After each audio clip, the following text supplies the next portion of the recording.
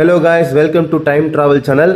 இப்போ நம்ம பார்க்க போகிறது வந்து இப்போ நம்மக்கிட்ட புதுசாக வந்திருக்கிற ஐஃபோன் 17 சீரிஸ் தான் பார்த்துட்டு இருக்கோம். ஐஃபோன் 17 சீரிஸை பொறுத்த வரைக்கும் நல்ல டிசைன்ஸ் வைஸ் நல்லா பெஸ்ட்டாக பண்ணியிருக்காங்க. இப்போ நம்ம கிட்ட இருக்கிறது வந்து ஐஃபோன் 17 ப்ரோ மேக்ஸ் இருக்குது, ஆரஞ்சு வெர்ஷன். எல்லாரும் அவளோட எதிர்பார்த்த அந்த ஆரஞ்சு வெர்ஷன் தான்.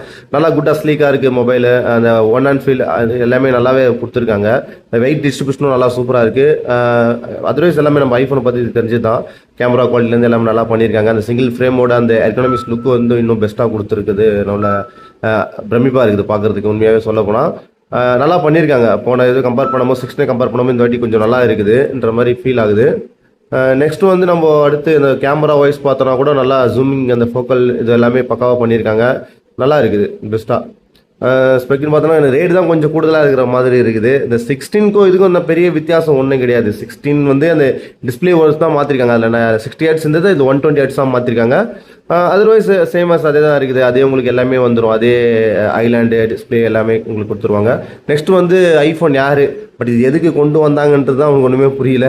இதில் பெருசாக அந்தளவுக்கு ஒன்றுமே இல்லை. ஏதாவது எப்படி சொல்கிறது, single camera, but double camera கொடுத்துருந்தா கூட கொஞ்சம் நல்லா இருந்திருக்கும்.